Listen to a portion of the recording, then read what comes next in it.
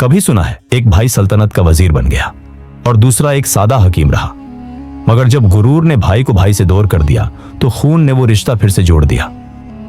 यह दास्तां है उस अहद की जहां महल की ऊंचाई से बढ़कर मां की दुआ का साया था, जहां दरबार की करसी से ज्यादा भाई का हाथ कीमती समझा जाता था। सुनिए दो ऐसे भाइयों की सच्ची कहानी जिनकी मोहब्बत दुश्मनी में बदली और फिर कुर्बानी ने उसे एक लाजवाब सबक बना दिया, ऐसा सब जो वक्त के सफहात पर आज भी जिंदा है। कहा जाता है कि छुट्टी पश्त में एक बस्ती थी जिसे नालापतन कहा जाता था और उसी बस्ती में दो भाई बसते थे, गियासुद्दीन और नजमुद्दीन। यह दोनों एक ही मां की कोख से थे, पर उनके दिल एक ही धड़कन पर धड़कते थे। लोग उनकी यगांगत की मिसालें देते और उन्हें दो जिस्म एक रूह कहा करते। गियासुद्दीन उम्र में बड़ा था, तबीयत में सादा, मगर दिल का निर्म और वफादार। नजमुद्दीन, जिसे लोग नजम खां कहकर पुकारते, छोटा था मगर ज़हन का तेज और ख्वाब देखने वाला।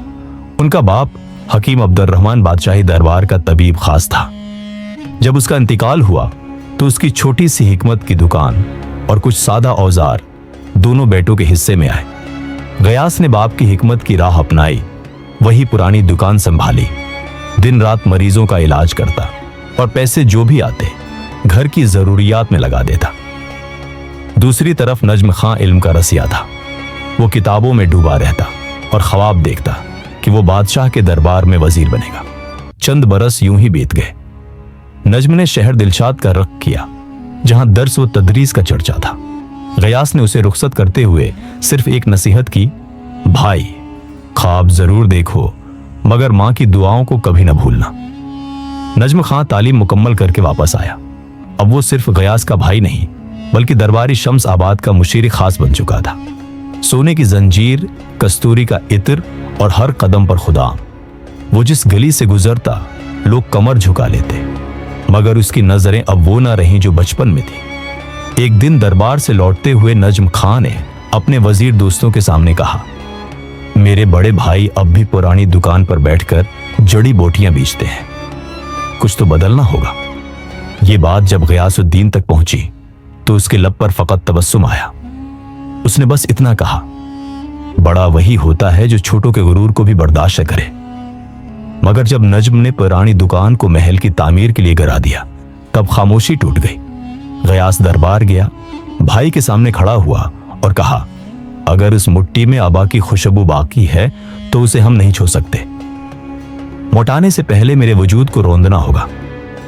नजम खां ने नजरें चुराए, मगर दरबारियों के सामने झुकना उसकी शान के खिलाफ था। उसने कहा, यह जमीन अब शाही तहवील में है, अगर राजी नहीं तो काजी के दरबार चले जाओ। वो दिन था जब दो भाइयों के बीच मोहब्बत की जगह गुरूर खड़ा हो गया। महीने बीते, साल बदले, फिर एक दिन नजम खां का काफला डाकुओं के नुर्गे में आ गया। तीरों की बुछाड़, घोड़ों की हंकार और खिंजर की चमक। नजम खां शदीद जख्मी होकर बेहोश हुआ। किसी ने शहर जाकर बताया कि मुशीरी खास जख्मी है, खून बह रहा है और जान बचाना मुश्किल है। जब यह खबर गयास तक पहुंची तो उसने अपनी तस्बीह तोड़ी, वजू किया और बेखतर काफले की समत निकल गया। नजम खां नीम बेहोश था। जब आंख खुली तो एक नर्म सा हाथ अपने माथे पर महसूस किया। गयास अपने हाथ से उसका जख्म साफ कर रहा था। ये तुम? नजम ने हैरत से पूछा। गयास ने बस इतना कहा, जब बचपन में तू घर जाता तो मैं उठाता था, अब अगर घर गया है तो क्या हाथ न दूं? नजम की आंखें बरस पड़े। उसने खुद को गुनाहगार समझा और गयास के कदमों पर गिर गया। भाई, मैं अंधा हो गया था। दौलत, दरबार, रतबा, सबने मुझे गाफिल कर दिया।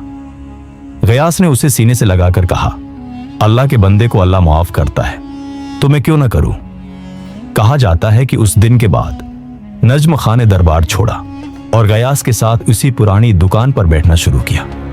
दोनों ने मिलकर गरीबों का इलाज किया और एक मुदर्रिसा कायम किया, और तब से नालापतन में एक मिसल मशहूर हो गई। दौलत का गुरूर भाई को भुला दे सकता है, मगर भाई का खुलूस दौलत को शिकस्त दे देता है।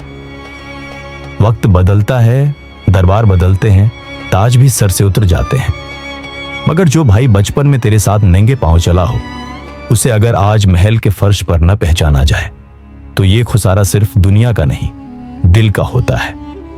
अगर ये कहानी आपके दिल को छू गई हो तो हमें अपने तबसरे में जरूर बताएं।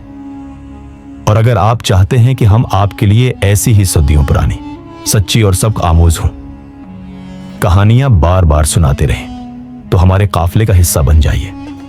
हमारा चैनल सब्सक्राइब कीजिए, क्योंकि ये सिर्फ कहानियां नहीं, ये वो सच हैं जिन्हें जमाना दफन करना चाहता है और हम जिंदा रखते हैं।